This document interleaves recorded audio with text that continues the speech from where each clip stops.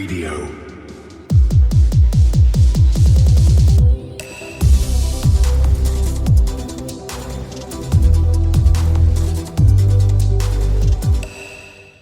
Hello, everyone. Welcome to another episode of The Aftershock, where we give you the latest and greatest in all things Web3.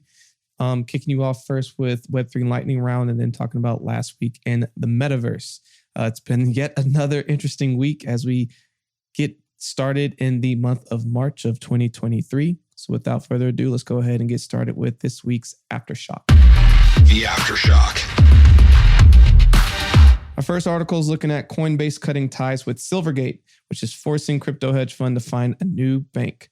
A total of 5 crypto companies ended their partnership with Silvergate Bank back in March 2nd after several series of lawsuits and investigations went out against the bank.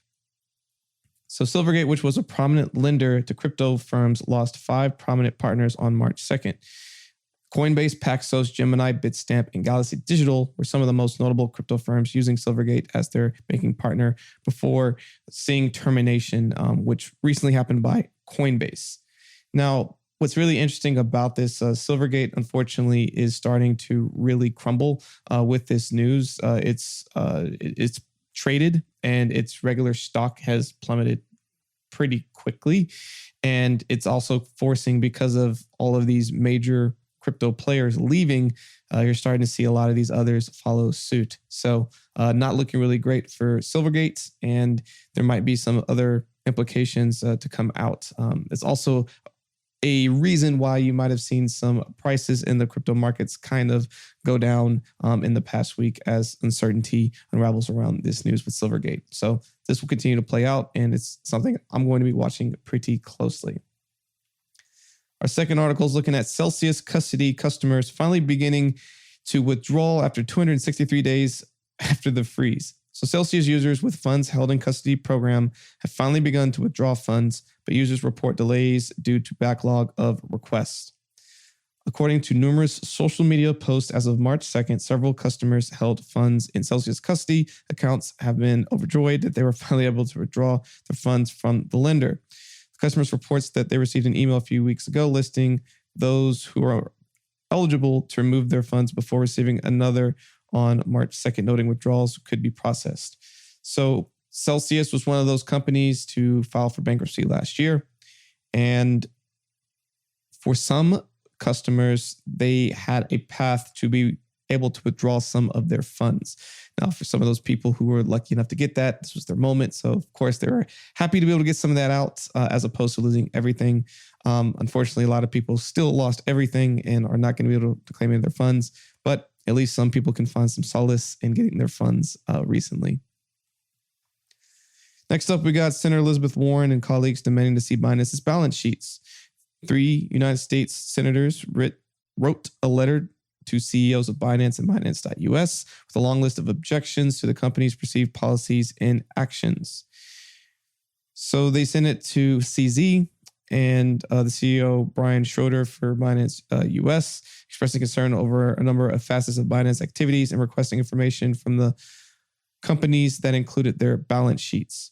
Now, it's very unlikely that they will cough these over, and there's a reason why Binance is further trying to distance itself from the US because they don't want to have to deal with things like this.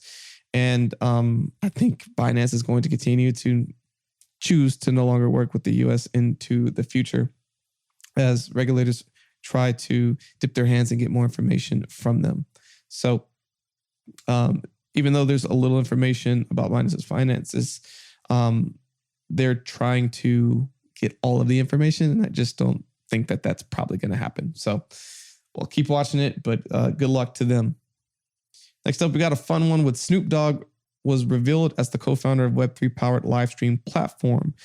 So Snoop Dogg has been a considerable presence in Web3 creator movement since NFTs first gained popularity in 2021. And he was recently revealed as one of the co-founders of the app called Schiller, adding yet another Web3 partnership to Snoop Dogg's repertoire. So the app is described as a live broadcast platform and is aimed to combine Web3 technology with real-time live streaming content. The rap star has been named as the co-founder of the app, along with technology entrepreneur Sam Jones.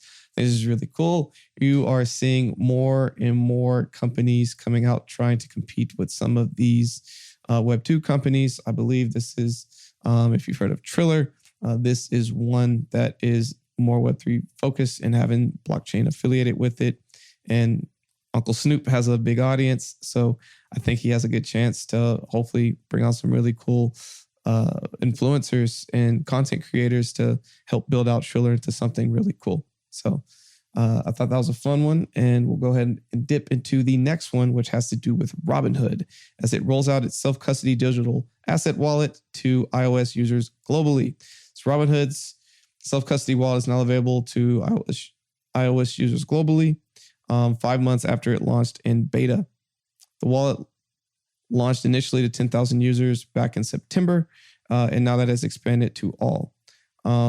At launch, the wallet is only supported by Polygon, and users could purchase Matic, and it's going to continue to evolve over time as the company is promising its users access to DeFi applications directly from the wallet.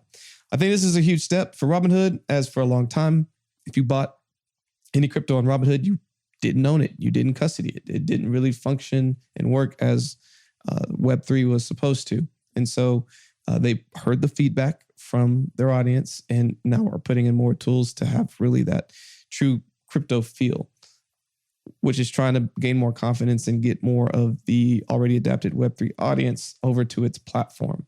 So I think this is big news, and I think that more and more wallets are entering the mainstream for several reasons. And the main is that the wallet is going to be the gateway for payments in the Web3 ecosystem. So they have to be able to create ways for their users to use their platform, because through having their wallets, they can potentially get revenue through transactions and also being trusted within the ecosystem that they are creating. So more to come with that.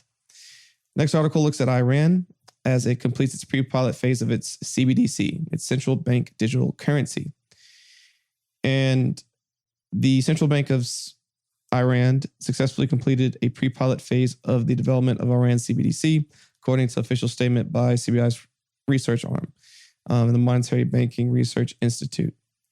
What's really cool about this is, and I see this as a positive, more companies looking into blockchain technology and trying to discover how it can be utilized to help streamline resources and money as it's being given. So that's the positive of it. The negative is ultimately CBDCs aren't great for end users for a plethora of reasons, but the main being that the government truly can monitor and watch and dictate what happens with the money, because it is centralized, truly centralized. So I see it overall as a positive, because if companies and countries are more willing to look at and embrace CBDCs as a real opportunity, that means they could be more open to other blockchain technologies as well, like Bitcoin, like Ethereum, etc. Finally, we're going to look at this week's final article in Web3 Lightning Round, which is the U.S. legislators renew call for EPA investigation of crypto mining emissions data. So Senator Edward Markey and Representative Jared Huffman want miners to disclose emissions data and the EPA to lead an investigation of their impact. So they are reintroducing the Crypto Asset Environmental Transparency Act in Congress. This move came ahead of the Senate hearing the environmental impact of crypto mining, which Markey will chair on March 7th. Markey and Huffman first introduced the bill in December, and the previous Congress Senator Jeff Markey acted as a co-sponsor in the Senate. And the bill will require crypto mining companies to disclose emissions for operations that consume more than 5 megawatts of power and require that the administrator of the EPA to head up an interagency investigation of the impact of crypto mining in the United States. The investigation would have a $5 million budget, and it would publish its finding 18 months of the passage of the bill. So I don't inherently see this as a bad thing, as some crypto mining facilities that are out there aren't friendly and haven't been finding reusable resources such as hydro, solar, etc., for their mining. So if this is moving us towards a greener future and one that can still embrace mining, I think it's a win. So we'll have to see how they vote for this coming up real soon. And I'm going to keep my eyes on that. So that's going to wrap up this week's Aftershock. Lots of information. Hope you enjoyed the content. If you did, please, if you're over on our podcast, make sure you leave us a nice 5-star review, share out with your friends. And if you're over on our YouTube channel, please like and subscribe. And please share this out as well. Leave some comments. Let us know what you think. And if there's other news you want us to cover, please let us know as well. Well, we hope you really enjoyed today's content. And as always, we hope you stay cryptocurrent. Thank you for joining us for another episode of Cryptocurrent. Cryptocurrent is a cryptocurrency and blockchain education platform that's bridging the gap between the curious newcomers who are just discovering the space and the thought leaders who are shaping its future.